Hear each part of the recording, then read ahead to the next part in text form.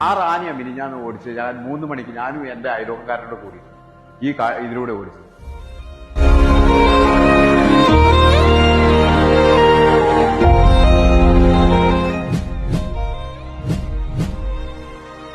വന്യജീവി ശല്യം കാരണം ഭീതിയിലാണ് കോഴിക്കോട് തിരുവമ്പാടി മുത്തപ്പൻപുഴ സ്വദേശികൾ. കോഴിക്കോട് മുത്തപ്പൻപുഴയിലെ കിണറ്റിൽ വീണ് ആനയെ രക്ഷപ്പെടുത്തി. 10 മണിക്കൂറോളം നീണ്ട രക്ഷാപ്രവർത്തനത്തിലൊടുവിലാണ് ആനയെ രക്ഷപ്പെടുത്തിയത്. കോഴിക്കോട് കൂടരഞ്ഞിയിൽ പുലി ഇറങ്ങിയെന്ന് വനംവകുപ്പ് സ്ഥിരീകരിച്ചു.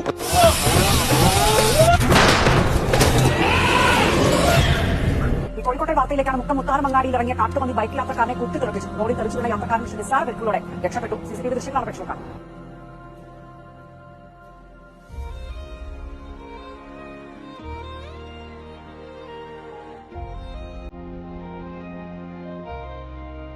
നമ്മളെ മക്കളെ നോക്കുന്ന പോലെ കൃഷി നോക്കി നടന്നിട്ട് രാത്രിയും പകലും കൊണ്ടു നടന്നിട്ടാണ് ഇത് ഇങ്ങനെ ആക്കുന്നത്.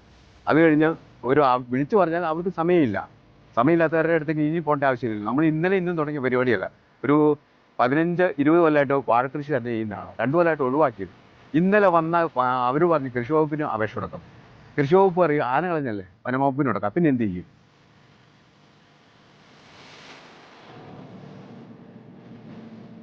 അതുകൊണ്ട് നമ്മൾ തൽക്കാലം അവരുടെ സഹായത്തിനോ അവരുടെ നിർദ്ദേശത്തിനോ നമ്മൾ അടിയറ വെക്കാൻ പോകുന്നില്ല.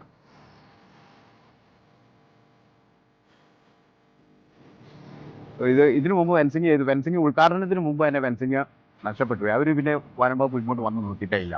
അത് ഇതിലൂടെ പോയി എന്നുള്ള ആർക്കറിയില്ല. കാരണം വനം വകുപ്പിനെ അല്ലെ പിന്നെ ഫെൻസിങ്ങിന് വേണ്ടി ആശ്രയിച്ചിട്ടാണ് നമ്മൾ ഈ കൃഷി തുടങ്ങിയത്.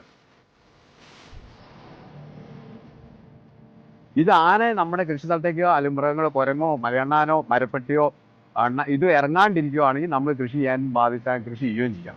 പക്ഷേ അതിനുള്ള നടപടി അവർ സർക്കാർ എടുത്തിട്ടുണ്ട്. നമുക്ക് 10 പൈസയായിട്ട് നമുക്ക് തരണ്ട. നമ്മുടെ പറമ്പിലോട്ട് വന്യമൃഗങ്ങൾ ഇറങ്ങാതെ ചെയ്യുക. അത് ആ രീതിയിലാണേൽ സർക്കാരിൻ്റെ ഒരു സഹായവും നമ്മൾ ആവേശിക്കുന്നില്ല. നമ്മളെ സംരക്ഷിക്കേണ്ടവരാണ് എങ്കിൽ നമ്മുടെ കയ്യിൽ നിന്ന് പൈസ വാങ്ങി പോകാന്നുള്ളതല്ലാതെ അവർ നമ്മളെ ഉപകാരം ചെയ്തതായിട്ട് നമുക്ക് പറ്റുന്നില്ല.